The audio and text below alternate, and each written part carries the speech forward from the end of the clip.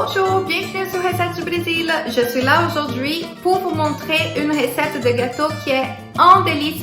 C'est l'un des gâteaux préférés des Brésiliens, les gâteaux aux carottes.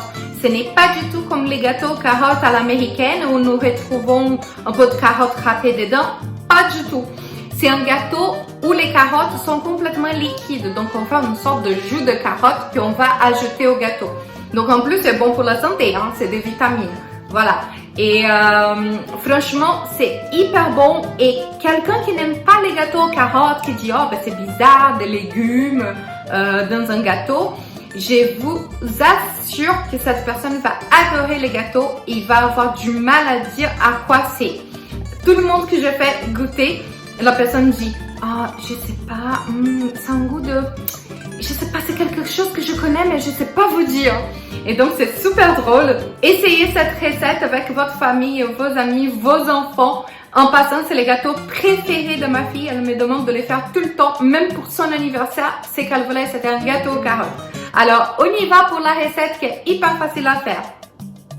Ces gâteaux aux carottes, il est fait au blender, ok? Mon cher ami. J'adore le blender. Je fais rien de ma vie sans ça. Franchement, je fais plein de recettes au blender. Et si vous aussi, vous aimez des recettes au blender, laissez-moi un commentaire et demandez-moi de faire d'autres recettes pour vous et je les ferai avec plaisir. Donc, pour ces gâteaux, nous allons avoir besoin de 3 carottes de taille moyenne. Ok? Ne vous inquiétez pas trop avec les poids, c'est pas très important. Donc 3 carottes moyennes, pas de grosses carottes, ok? Ça va être bien. Donc vous allez les éplucher et les couper en rondelles comme ça. 3 œufs. Donc bon, moi je n'ai cassé un, mais c'est pas grave, on voit bien qu'il y en a 3. 25 centilitres d'huile, l'huile de votre préférence, d'accord? Une cuillère à soupe de levure chimique. Donc, vraiment une cuillère à soupe, quoi. Vous prenez une cuillère normale, vous remplissez, mais pas trop, hein. Et voilà. Donc, ça doit faire à peu près un demi-sachet, vous savez, de celui que nous avons ici en France. Donc, c'est 15 grammes, donc je dirais à peu près 7 à 8 grammes de levure chimique, d'accord? Nous allons avoir besoin également de 3 tasses de farine de blé, normal, et 2 tasses de sucre. Ok, là je vais utiliser du sucre qui est un peu cristallisé comme ça parce que j'en avais beaucoup pour des confitures et tout. Donc bon, je veux bien l'utiliser parce que j'en ai pas mal. Mais vous pouvez utiliser du sucre beaucoup plus fin aussi et il n'y a pas besoin de le passer dans une passoire ou voilà, on peut l'utiliser tel quel, d'accord? Voilà, donc nous allons commencer par verser les 3 œufs dans le blender, l'huile, donc je mets tous les ingrédients liquides, d'accord, ou pas que liquide, hein, parce que la carotte n'est pas liquide, mais elle va devenir liquide. Vous allez voir. Et mes carottes, donc la différence du gâteau de carottes brésilien en comparaison au gâteau de carottes américain, est que notre gâteau de carottes n'a pas de morceaux de carottes. Donc, on fait une sorte de jus de carotte et c'est vraiment bon, franchement. Et ce qui est drôle, c'est que les gens qui disent « Ah, j'aime pas les gâteaux aux carottes », ils finissent par adorer parce que quand ils goûtent, ils perçoivent pas vraiment que c'est des carottes. Ils sont pas capables de dire c'est des carottes. Ils disent « Ah, il y a un goût différent, mais je sais pas ce que c'est, mais c'est très bon ». Voilà, donc on va le mixer. On commence par faire un petit peu de pulsation, hein, parce que les carottes sont quand même dures. Et ensuite, on va mixer à la vitesse normale, 1 ou 2, comme vous souhaitez.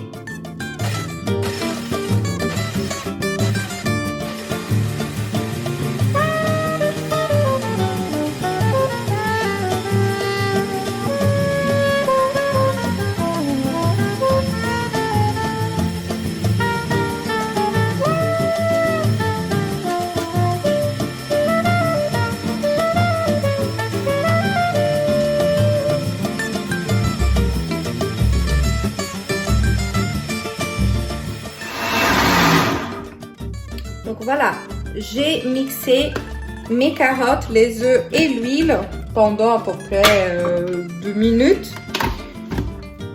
Voilà. Et là, j'ai vraiment un jus de carotte bien épais. Vous voyez? Donc là, maintenant, je vais mettre ça de côté. Hop. Parce qu'on va verser ces jus de carotte dans un bol. Voilà, je suis de retour avec mon bol. Et là, je vais verser mon jus de carotte dedans.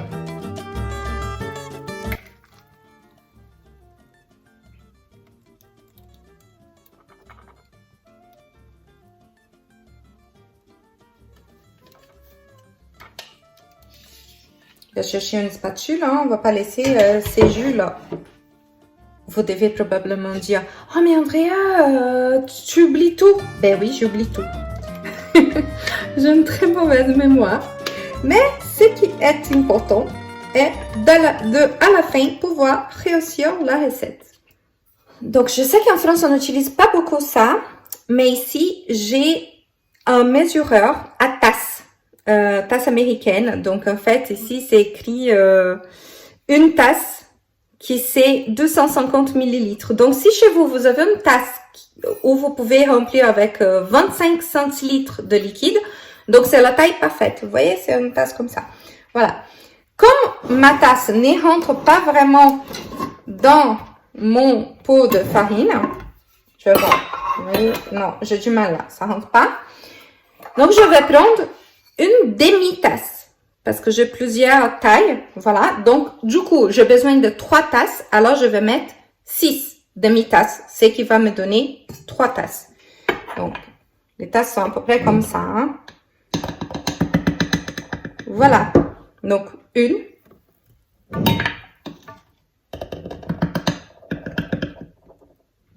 Deux. Alors vous voyez, si votre tasse elle fait 125 millilitres, donc 12 centilitres et demi, ça marche aussi.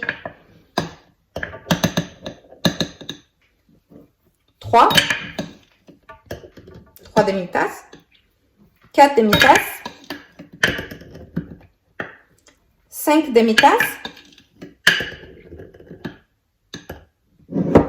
6. Alors, je mets 3 tasses de farine.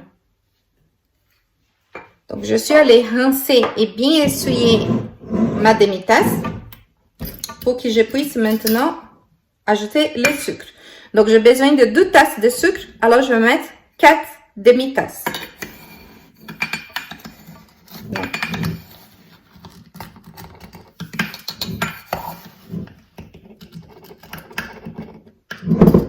Une.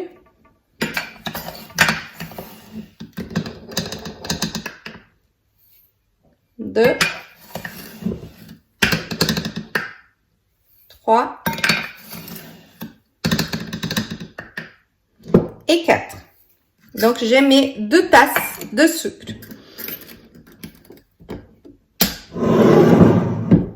Et là, je vais mélanger et ajouter aussi ma cuillère à soupe de levure chimique.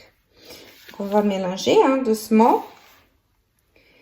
Et vous allez remarquer que la pâte du gâteau à la carotte est une pâte lourde. Hein, elle est lourde quand on la prépare. Après, elle va être super agréable.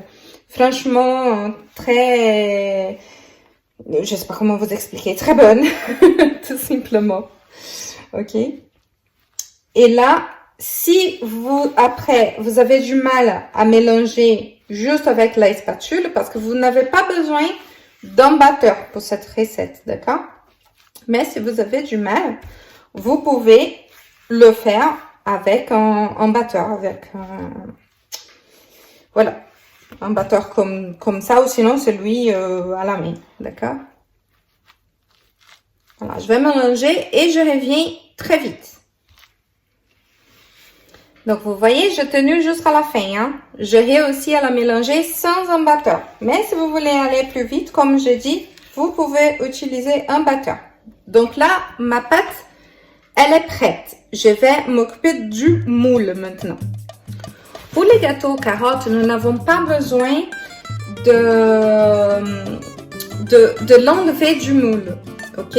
Donc du coup, moi j'aime bien utiliser un moule comme ça, carré en céramique, parce que c'est joli, les côtés et tout ça. Donc voilà.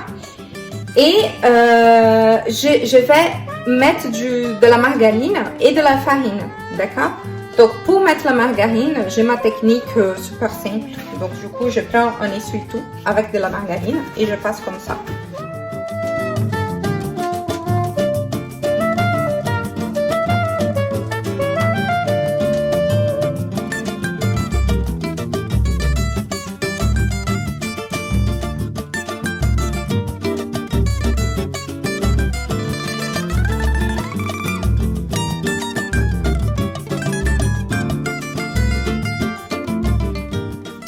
Voilà, donc mon moule est bien beurré. Là maintenant, je vais mettre de la farine.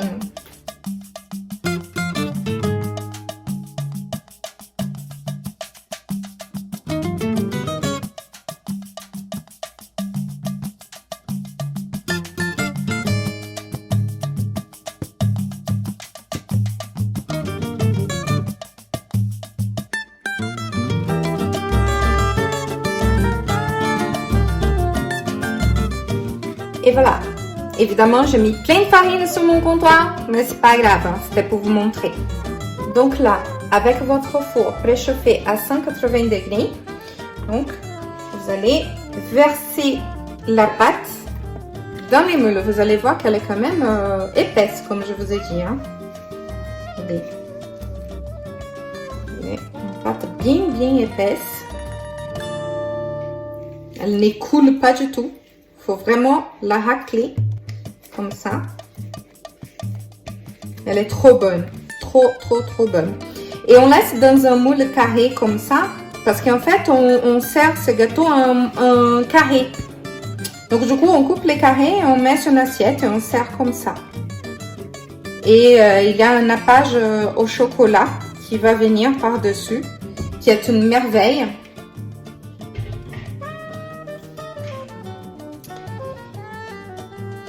Et je suis sûre que tout le monde va adorer. Donc les nappages, vous pouvez les faire comme vous souhaitez. Ça peut être plus liquide pour ceux qui préfèrent ou plus croustillant.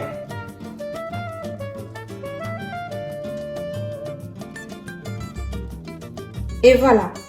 Donc là, je vais amener mon gâteau au four à 180 degrés pendant à peu près 30-35 minutes. Ou ça dépend de votre four, hein, si c'est chaleur tournante ou pas. Mais en tout cas, je vous dirai exactement combien de temps je laissais quand je reviens, d'accord? Voilà, donc là, je vais vous montrer comment faire le glaçage, le nappage plutôt, pour les gâteaux. Donc, nous allons utiliser 10 cuillères à soupe de sucre en poudre. Donc, 10 cuillères à soupe, ça fait à peu près 120 grammes, ok, de sucre. On va utiliser aussi 4 cuillères à soupe de cacao, qui fait 35 grammes.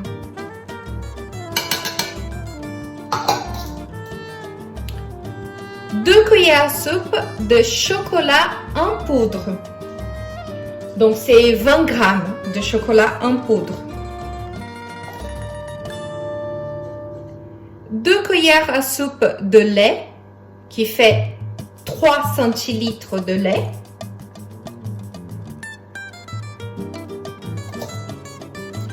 Et 2 cuillères à soupe de margarine, qui fait 40 grammes de margarine. Ça, on va utiliser la spatule pour la déposer dans la casserole. Voilà.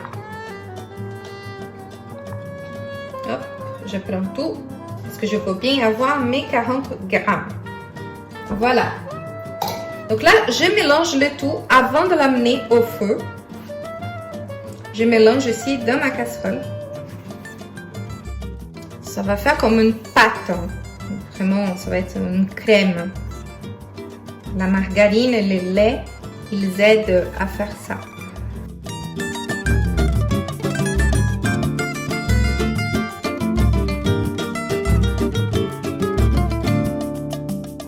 Voilà, donc là je vais amener ça à feu doux pendant quelques minutes, d'accord? Donc si vous voulez un nappage plus liquide qui va rentrer dans les gâteaux, donc vous les faites cuire jusqu'à ce que ça épaississe, mais pas trop. Et si vous aimez plutôt un nappage qui va être dur au-dessus, donc plutôt cristallisé, et qui ne va pas pénétrer dans les gâteaux, il suffit de faire cuire plus de temps jusqu'à ce qui, par exemple, quand vous êtes en train de cuire et que vous inclinez la casserole, le nappage il va se décoller du fond de la casserole, d'accord? Ça, pendant la cuisson, bien évidemment. Donc, quand vous inclinez et que le nappage décolle, ça veut dire que ça va être un nappage bien cristallisé, ok? Voilà, c'est parti pour le nappage. Alors, je vais mettre à feu doux, ok? Voilà, feu doux. Et je vais mélanger jusqu'à ce que ça devienne vraiment un nappage. Vous voyez? Juste, je n'ai pas touché, ça commence déjà à devenir vraiment un glaçage, un nappage. Juste avec un petit peu de chaleur. Ça va être très bon.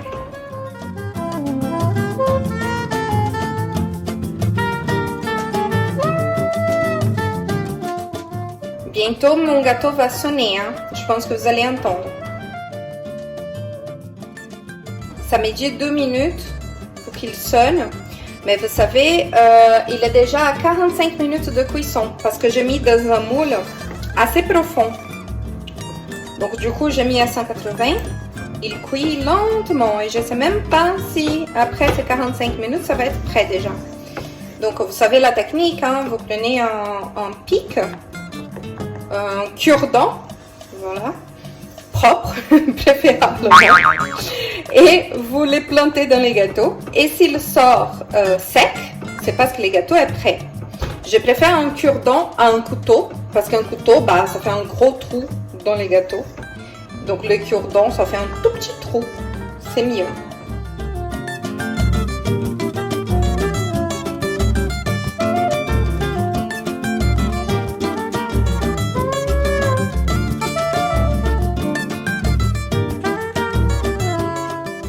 Je vais arrêter la cuisson de mon nappage pour qu'il ne durcisse pas trop. Ah, mon gâteau sonne. Vous entendez? Et voilà. Donc, je vais arrêter la cuisson de mon nappage. Et je reviens. Je vais juste enlever les gâteaux du four. Voilà. Le gâteau est prêt. Maintenant, ce que nous allons faire, c'est verser le nappage dessus. Vous vous souvenez de ce que je vous ai dit sur le nappage? Donc voilà, quand je fais comme ça, vous voyez, je ne sais pas si vous voyez, il décolle de la casserole. Est-ce que vous voyez bien? Attendez. Voilà. Je ne peux pas mettre trop de temps pour le verser, sinon il va cristalliser. Donc, il se décolle bien là. Vous voyez? C'est une texture, il était déjà en train de faire des bulles, hein, plusieurs bulles, voilà. C'est très chaud. Et là, je vais les verser sur mon gâteau et je les laisse couler. Voilà. Regardez-moi cette merveille. C'est trop gourmand, trop bon. Eh oui, ça coulait plus d'un côté que de l'autre. C'est pas grave. On va l'étaler. Là, pendant qu'il est encore chaud, on peut l'étaler. Mais après, il fait une sorte de petite croûte. Et là, on n'arrive pas trop à étaler. Voilà. Bien gourmand.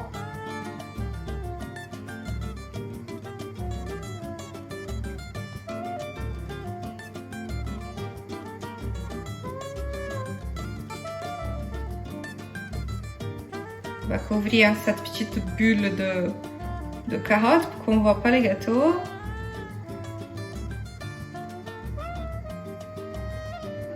Voilà. Je vais couper pour vous montrer comment il est à l'intérieur. Vous savez que le premier morceau n'est jamais le plus joli, hein? Ça, vous savez tous.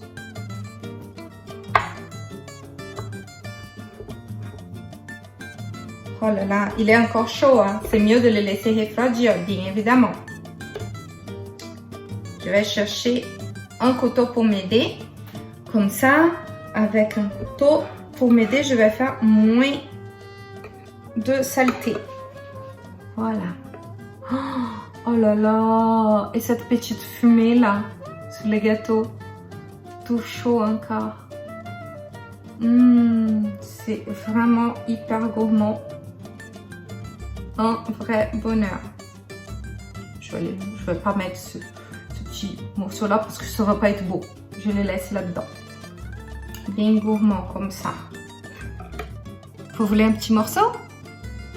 Et puis, est-ce que vous avez apprécié la recette? Si oui, laissez votre like, abonnez-vous à la chaîne, activez la petite cloche pour recevoir les alertes des prochaines recettes également, d'accord? Et si vous avez testé ces gâteaux, n'hésitez pas à me dire comment ça se passait ici dans les commentaires, dans la recette, sous la vidéo. Aussi, dans la description de la vidéo, vous allez retrouver les ingrédients, mais vous pouvez également les retrouver sur mon site de recetesdubrésil.com. D'accord? N'hésitez pas à visiter les sites et à vous abonner à notre newsletter. Merci beaucoup d'être resté avec moi jusqu'à maintenant. Abonnez-vous. À très bientôt sur Recettes du Brésil.